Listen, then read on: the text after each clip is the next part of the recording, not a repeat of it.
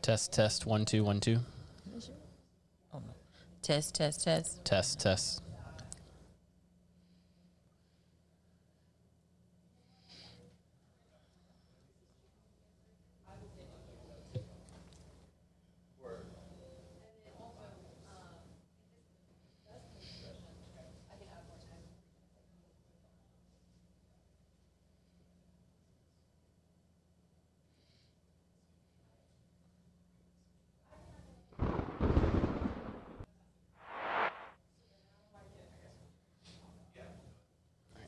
Ready?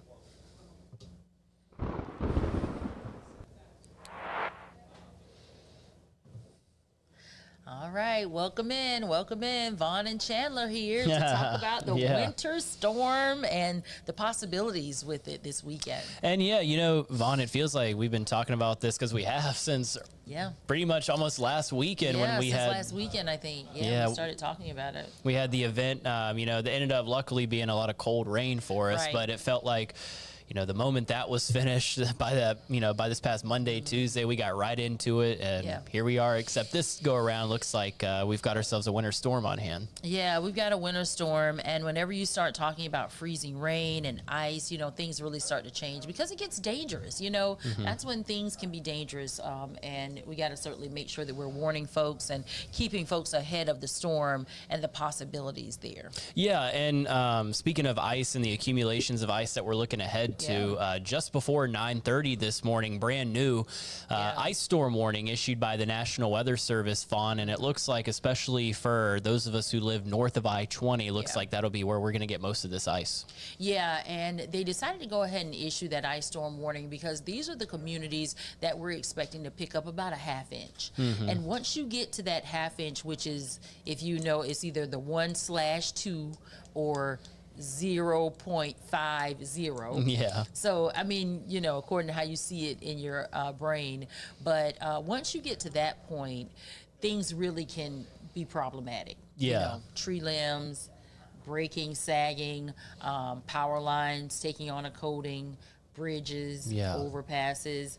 And so that's when things start to get kind of dicey and sticky there. And you certainly want to make sure you're staying safe, you know? Yeah, and another reason with the ice storm warning and where the accumulations are going to pick up at, and it doesn't sound like a lot. You know, you think about a half inch when it comes to terms of rainfall, and you're like, okay, that's just a normal type of rain shower, but ice is really heavy. I mean, you can even feel maybe picking up, you know, a glass that's empty and then a glass full of ice cubes. You can tell a definite difference in the weight, and once you start to get up to where you're talking about a quarter or a half inch of ice, you're talking about hundreds and hundreds of pounds of weight that's being added onto these trees, power lines, the roadways. And so that's why, as you had mentioned, you know, really important to make sure you get everything squared away as we head into the start of the weekend, and then things will start to change up for us by the afternoon and evening. That's right. And I know we got folks asking questions and putting in your questions on Facebook, and this is a good time to put in a question. I would say, what is it that you have to do that's so important this weekend that you can't stay inside? Right. That's a good answer that question for me online. What is it that just can't wait? Now, of course, emergency personnel, first responders, we know that, you know, hospital staff, nurses, doctors, they have to get where they have to go. We know they have to get to those emergency places. But other than that, what is it that has to happen that you can't hunker down, eat some soup from the couch? Catch up on your favorite show. I know the laundry might be piling up this week too, so go ahead and get that taken care of as well. And we got our first question, Vaughn, from Ken Freeman. I'm a pastor in Saluda County and wondered, should I cancel our morning services Sunday? For Saluda County, I definitely would.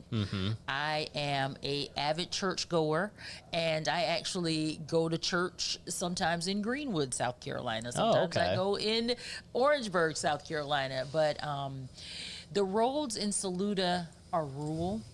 They're secondary, they're smaller roads. We do know that a lot of treatment has happened. We have seen some of those trucks out there on some of the larger roads. So think about that. They're not going to get to the smaller roads now. So I would And that's just, I would say my opinion, but I mean, you think about it, a half inch of ice, you would hate for someone to go out there and get caught. Yeah, and I think, yeah, and especially because, like you had mentioned, they're going to be doing the interstates a lot as well to make sure as much travel as possible in and out of Columbia, or maybe if anyone had to head to the upstate or down to Charleston or up to Charlotte, they're going to get the interstates, and then they'll kind of get to the state highways, county roads, and in and out of the towns as well. But yeah, I agree. I think the Lord would understand one Sunday where... One Sunday, and you can do Facebook Live, you know, you can do Facebook Live from a home in an area like that. But for Saluda County, they are under that ice storm warning. They could see that half inch. They could see that half inch that we've been talking about. And I just want to tell you a story that, of course, I have a lot of pastor friends. But a couple years ago when we had an ice storm, the parishioner had made it to the church just fine on the roads and got to the church and slid on the sidewalk. Oh, no. The sidewalk ice there, had taken on a little ice. So, there are hazards like that you also have to think about. Yeah, and that's another thing, too, to, keep in mind. We were talking about, making sure your preparations are in place. And if you're able to, or you maybe already have the salt at home, or if you happen to have a chance to get out today or early Saturday morning to get some salt, wouldn't be a bad idea to take the time to, take care of your driveway, take care of the walkways around your house, and make sure that, they're as salted as possible. Thank you. But thank you so much for that question. We appreciate you. And now here's another one coming in. Any chance of snow? A very low chance of snow. Yeah. Do we have the graphic in here with the, do we have it in here with the different types of precipitation? Do we have that? The problem with us is we keep warm. There's just always warm air somewhere. And we have to have warm air because it's usually where we get the moisture from. The moisture usually has to come up from the south. And when you bring up the moisture, you usually are bringing up warmer air or warmer temperatures with that. So that's why we always get stuck in situations like this where we have to deal with more of an ice or a sleet kind of situation as opposed to all cold and snow.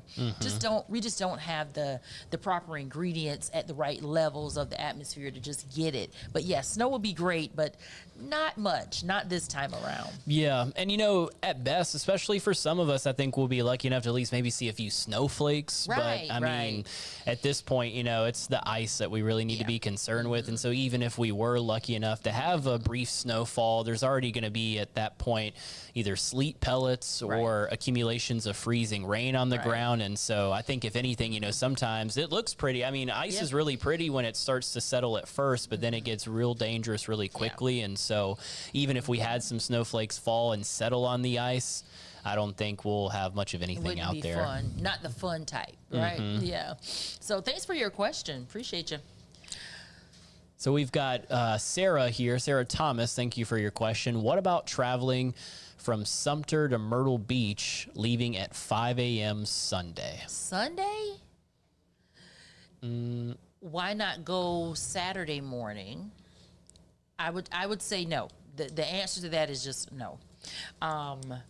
I would say if you did, let's pull up Future Radar here and tell her why we're saying that. Now, we are saying Sumter to Myrtle Beach. And now that is the PD. That's my old market. That's the PD. And I'm not 100% sure what kind of exact totals they have going on. But essentially, Sunday morning is the time that I would not want to be on any roadway. Yeah. That Sunday morning, I mean, even if you got some things done Saturday morning and get back in the house and, you're settled back in early afternoon, it's going to start to glaze over.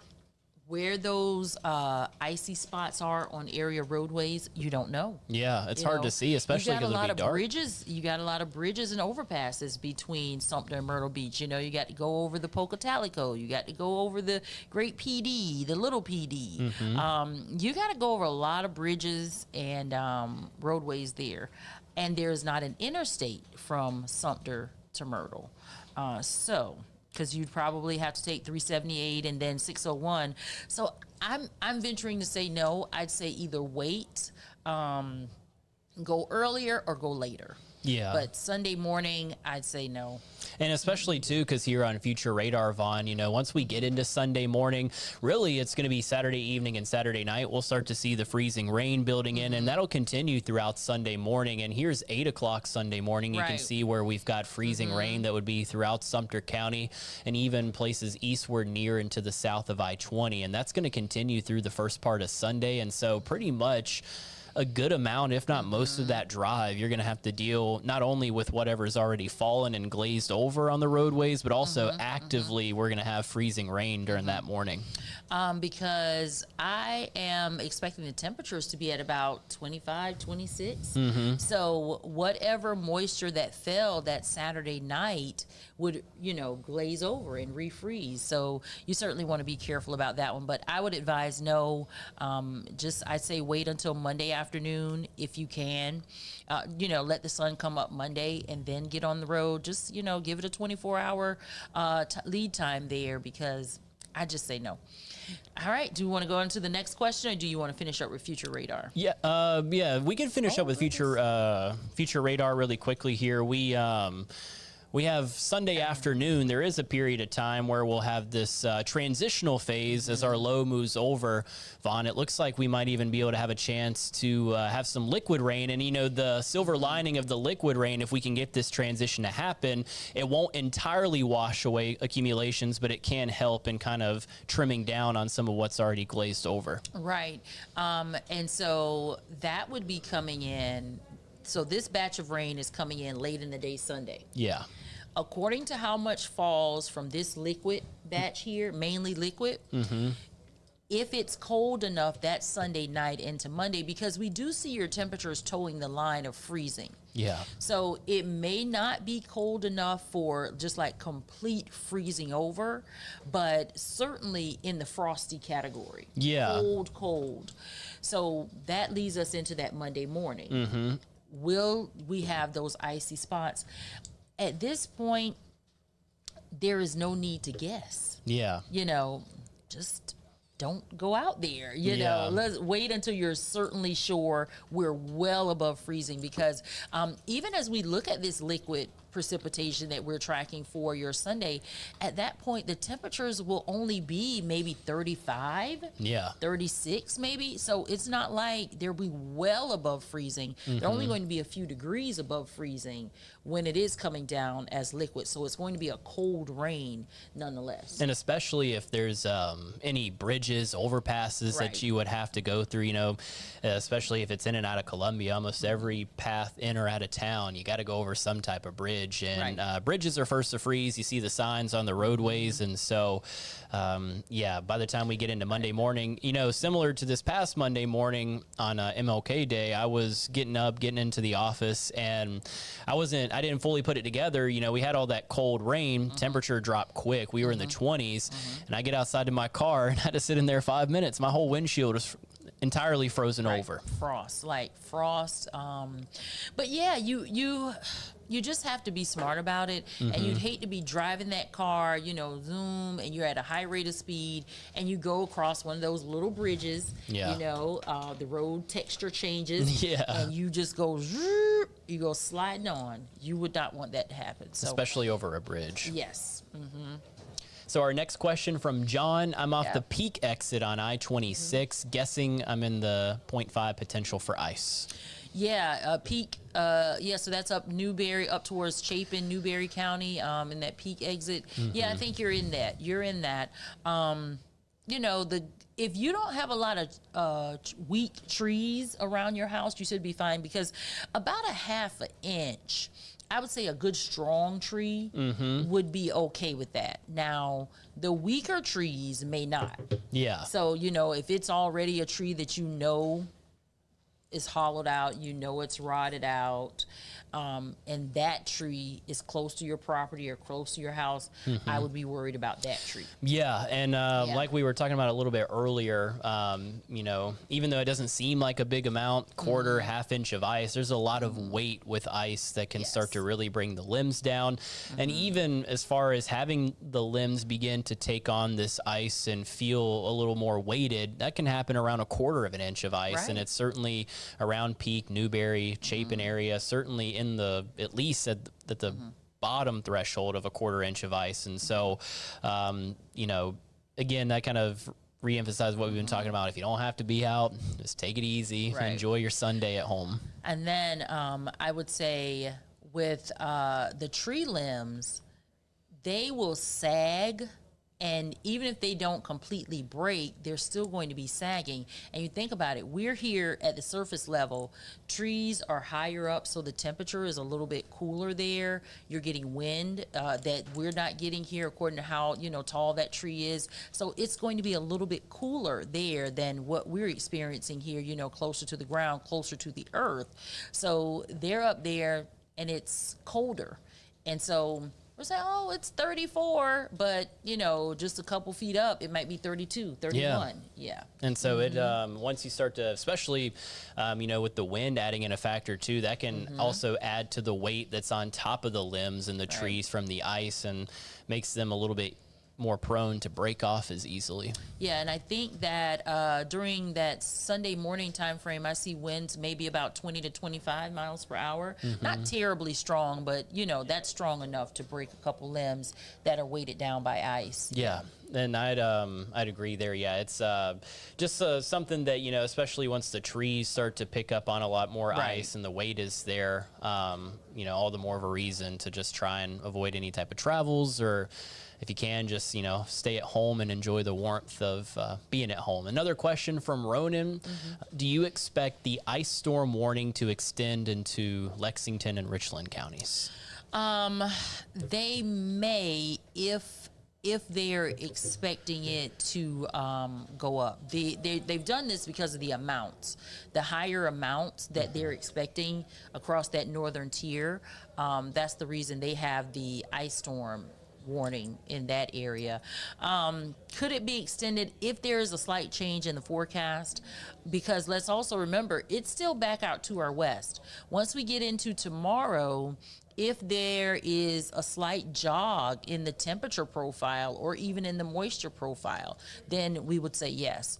But as for right now, I think we're going to be okay, because I feel like we're pretty solid with the forecast. Yeah. The National Weather Service has gotten on this, and that's another reason we try to avoid talking about it so much so soon, because we start and then you have to change it and then you have to change it again. And so that's why it's really good to go ahead and just wait until you're 3 or 4 days out, and then you can start really nailing down a correct forecast instead of one that you have to keep going back and forth on. Yeah, and as far as the ice totals around Lexington and Richland counties as well, we're right on a very fine transitional line. And so, like you had mentioned, Vaughn, depending upon the path of our low pressure system, moisture profile, whatever it might be, any deviation 10 or 20 miles is going to also shift these totals 10 or 20 miles northward or southward. Yeah, absolutely. So, and the northern tier of Lexington and Richland County, you definitely very well could see that half inch. You certainly could see that half inch. But then on the southern end, lower Richland County, southern end of Lexington County, you probably wouldn't see quite as much. It's, and there might be an instance where, you know, there could be a very particular small part of the counties where they get a little bit higher than a quarter of an inch, and maybe out of the air of caution, the National Weather Service might go ahead and extend the warning. Of course, that's something that'll need to be respected accordingly, but, you know, especially in the southern parts of the counties, not necessarily as much of a chance as having these higher totals compared to places near and to the north of 20. Right. I know we have some time limits here. I was supposed to start the clock, and I didn't. That's okay, though. Michael, Brooke, let us know if we start going too long or whatever. But we're getting into some good questions here. Yeah. How about driving? And this is coming in from Pam. Thank you for your question, Pam. How about driving to or from Charlotte on Saturday? First half of the day, for sure. First half of the day is fine. First half of the day is fine. And also, the roads have been treated in that area, the interstate, the main roads. Now, if you're getting on those secondary roads, definitely start watching it after lunchtime. But I'd say if you want to go ahead and get it done early, first thing in the morning, and do whatever you need to do, fine. But I'd say definitely about 3, 4 o'clock, you need to start hunkering down, being close to home. And then overnight, you definitely want to be hunkered down for the day on Sunday. Yeah, and the DOT, they've already been working out hard, getting our roads treated. I was leaving out of town up and down 277, and they were on 277 taking care of some of the roads yesterday. And so they're doing the best they can. But, yeah, It seems like once, the first part of Saturday, just kind of a normal start to the day. It'll be cloudy, but I mean, it looks like we're going to be dry. And so if you can't get to it today, any last minute preparations, maybe you got a lot going on today. You still have some time the first half of Saturday, but the later you wait, the more and more that you're just, taking a risk as far as being caught, and you don't want to. Yeah, Pam, we don't want you to take too big of a risk out there. So go ahead and just kind of plan accordingly. But I definitely say get it done before about lunchtime or so. And I think we have time for one more question. Okay. One more question if we can, or if we have any more questions. One more question. And then, okay, here we go. The water temperature of Lake Murray is in the 50s. Will that keep the ambient air around it warm enough to prevent power lines from freezing? That's from Laura Walker. Oh, wow, no, absolutely not. It's not a large enough body of water, I would say, for that. That's a great question. I mean, it's almost like a science in question. Thank you, Laura. But I would just say it's not a large enough body of water for that. I mean, yeah, it's large, but, it's not the ocean. Yeah. It's not the ocean. Also, now, if you're downwind of it, I would say you may feel a little bit of a difference in the temperature from the wind. Maybe the wind that blows across it would be colder. And now remember, you're talking about the actual water. Your water is going to make your air, that cooler evaporation is going to make that air above it and around it cool down. Yeah, and Yeah, true. so not the actual water itself. Remember that the property has to take shape with the air. Right. And too, if this were the case or a similar type of situation, if Lake Murray were big enough, I mean, we'd be talking about lake effect snow. Right, and maybe even on a very, very, right. very small scale, we could even have some lake effect icing or snow from this on an extremely small scale. But unfortunately, that's not going to really help us out too much in preventing the freezing. No. But thanks for that question, Laura. Very good. That was a good one. I was going to say, before we head out, let's go to the 2014 graphic. And I know it's kind of hard to see, but you can kind of zoom in here, and a lot of people I'll see if I can take it full for everybody. Okay. A lot of people were asking if we would have anything similar to what we had in 2014. And to my knowledge, 2014, we had almost a full inch. Yeah. In areas like Aiken, Orangeburg, Barnwell, Bamberg, we were at an inch. In southern Lexington and Richland County, you were at about 3/4 of an inch. That was a rough storm. Yeah. I want to say we were out of power for about 4 or 5 days in the Orangeburg area. Wow. Yeah. And I mean, that was 2014. It's not like it was, in the olden days, right? But yeah, not quite that much expected this go round. But still a good bit for us to have a significant ice storm. But the numbers will be quite a bit lower. If your infrastructure is just weak, if you're the type of person, my pump freezes up, or we lose power every time there's a storm, go ahead and prepare. Yeah, that's the best thing to do, is just to get ahead of the storm and make sure you're prepared at, the worst case scenario, losing power for a little while, making sure you have, your medicine if you need it, water, goods that you can eat that are good for you, but things that don't necessarily need a refrigerator. Right.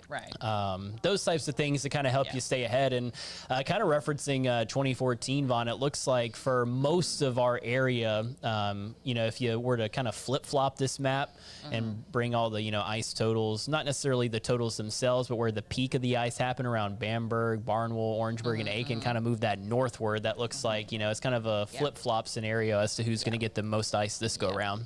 Yeah, and they're going to get it pretty bad back towards Georgia this time around as well. So, great questions. Thank you to everyone who jumped on and joined us. Got to get ready for the noon. Yeah. Got to start getting ready for the noon show coming up here in an hour or so. So, want to make sure we have new graphics and everything prepared for you there. So, we're going to jump off. And if you have any other questions, of course, we'll do this again later today. Yeah, I believe Adam's doing one later today, Peyton, somebody's doing one later today. And so we'll continue to keep y'all posted and give y'all the latest updates as we get them. Okay.